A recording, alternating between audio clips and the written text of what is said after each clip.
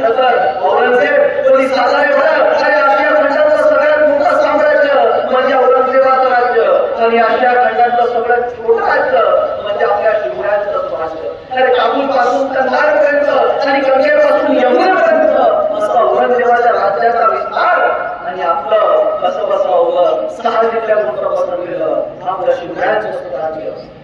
औरंगजेबाचा नुसता वार्षिक महसूल त्या काळात 350 कोटी रुपये आणि आपल्या स्वराज्याचा वार्षिक महसूल कसा बसा 1 कोटी रुपये. औरंगजेबाच्या नुसत्या सरदाराची संख्या 14,500 आणि प्रत्येक सरदाराच्या हाताखाली 50,000ची फौज म्हणजे 14,500 गुणिले 50,000 एवढं त्याचं औरंगजेबाचं लष्करी सामर्थ्य आणि आपलं कसं बसलं होतं 35,000. म्हणजे औरंगजेब मनोहर आहे आणि स्वराज्य मनोहर आहे. मग हा मनोहर औरंगजेब मनोहर स्वराज्य जिंकला काढत आहे. त्याची 36 वर्ष घालवली त्याला. 36 वर्ष त्याला स्वराज्य उद्ध्वस्त करायचं आहे, स्वराज्य नेतामुक्त करायचं आहे, स्वराज्य संपवायचं आहे. स्वराज्य का स्वराज्य का इकडे इकडे इराणचा शाबास तसाच आहे, आदिलशाही तशीच आहे, निजामशाही तशीच आहे, कुतुबशाही तशीच आहे. तर ते घेणार इराणने अफगाणिस्तानने आदिलशाही निजामशाही कुतुबशाही स्वराज्य का. त्याने याचं उत्तर त्याच्या मृत्यू पत्रकात दिलंय. औरंगजेब लिहितो इराणचं राज्य शाबासचं आहे, विजापूरचं राज्य निजामशाहाचं आहे, गोलकुंडाचं राज्य कुतुबशहाचं आहे. पण या महाराष्ट्रातलं स्वराज्य हे कोणत्या जाती धर्माचं आणि पंथाचं स्वराज्य नाही आणि ते इथल्या मर्यादेचं राज्य आहे. खरं तर तिथं मर्यादेचं राज्य असतं तिथं माणसं मरायला आणि मारायला कधी मागं पुढं पाहत नाही.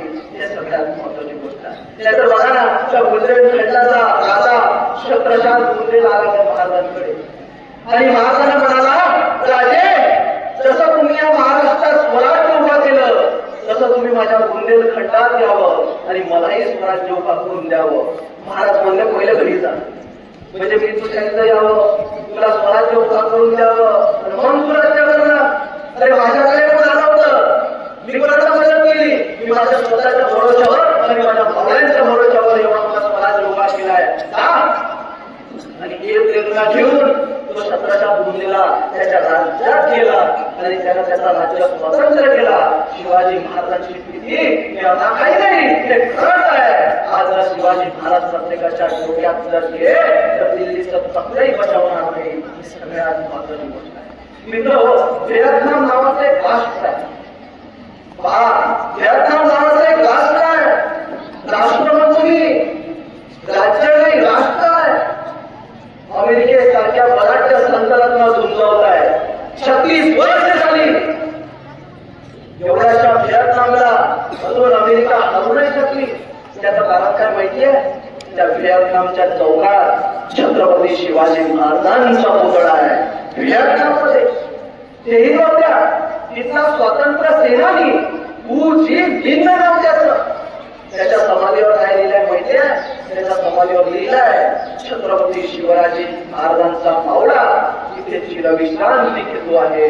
व्हिएतनाम मध्ये तेही नव्हत्या. पाकिस्तानच्या पाठ्यपुस्तकामध्ये शिवाजी महाराजांवर काय आदर्श राजा असा असावा. पाकिस्तानात तेही नव्हत्या. अमेरिकेच्या बोस्टन विद्यापीठामध्ये एमबीएच्या पोरांना शिवाजी महाराजांवर काय शिवाजी मॅनेजमेंट गुरु. अमेरिकेत मला प्रश्न पडला, सारा जग शिवाजी महाराजांचा अभ्यास करतोय, आपल्या पोरांच्या वाट्याला किती आहे शिवाजी महाराज. आपण जे वर्ग 4चं पुस्तक काढलंय राजा शिवछत्रपती हे संपलं. म्हणजे आपल्या पोरांना काय द्यायचं आहे काय घ्यायचं आहे हे सगळ्यात महत्वाचा विषय आहे. खरं तर ते संपवलं. खरं तर त्या आपल्या शिवचरित्रात एक गोष्ट लक्षात ठेवा की जबाबदारी प्रार्थना होती दिसत नाही. मावळ्यापासून सरदारापासून शिलेदारापर्यंत कोणीही जबाबदारी काढताना आपल्याला दिसू येत नाही. हे सगळ्यात महत्वाची गोष्ट आहे. खरं तर छत्रपती शिवाजी महाराजांचा विषय सांगत असताना शिवाजी महाराजांनी निष्ठावंत मावळे कशाच्या भरोशावर प्रभाव केले, ते म्हणजे जबाबदारीच्या भरोशावर.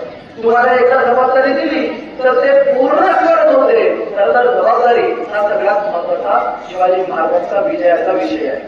खरं तर